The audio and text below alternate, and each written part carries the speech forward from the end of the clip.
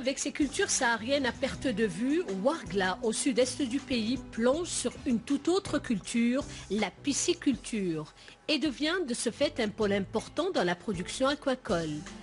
Dans la commune de Hassi Ben Abdallah, le centre de développement de la pêche et de l'aquaculture assure l'élevage de deux sortes de poissons, à savoir le tilapia du Nil ou nilotica et le poisson-chat.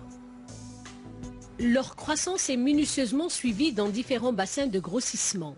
Et c'est aux petits soins et à des horaires bien réguliers qu'ils sont alimentés, les doses étant administrées en fonction du poids de ces espèces.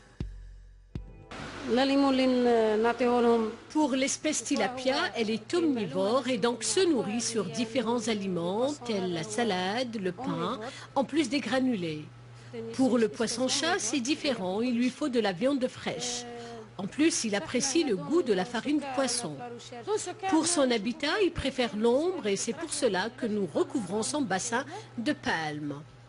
Le poisson est très sensible aux pollutions sonores et une fois stressé, l'animal peut facilement sauter hors du bassin. Donc le filet est indispensable pour sa survie et sa sécurité.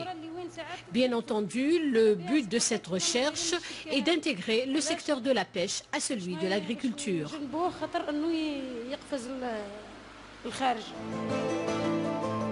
Dans le laboratoire, des contrôles sont effectués régulièrement, notamment pour assurer la bonne croissance de la spiruline afin de maintenir les conditions optimales pour le développement de cette algue aux multivitamines. Cette algue, normalement, doit être cultivée dans des conditions bien définies, comme la température qui doit être optimale entre 30 et 40 degrés Celsius, ainsi une salinité et une autre salinité élevée. Donc cette salinité, nous avons du point de vue, c'est-à-dire la composition en minéraux.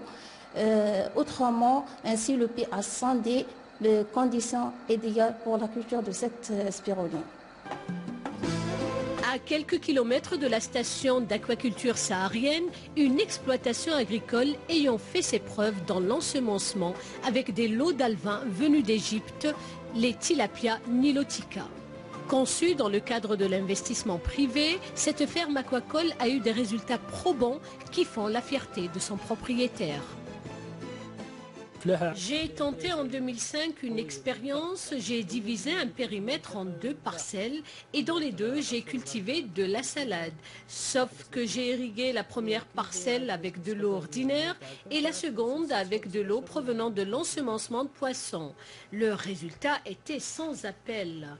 La production s'est carrément multipliée par 5. En l'espace de 40 jours, j'avais un produit consommable et de très bon goût.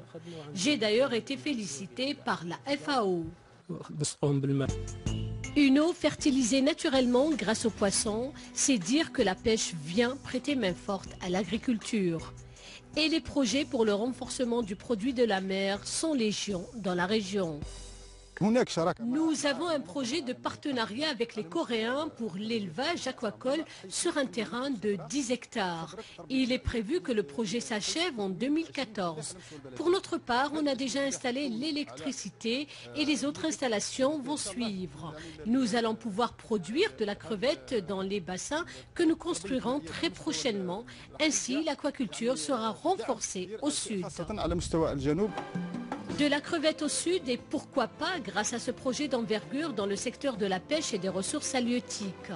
Car si l'ensemencement est une véritable aubaine pour le secteur agricole, la consommation des populations du sud n'est pas en reste puisque leurs besoins en protéines animales fraîches se verront ainsi satisfaits.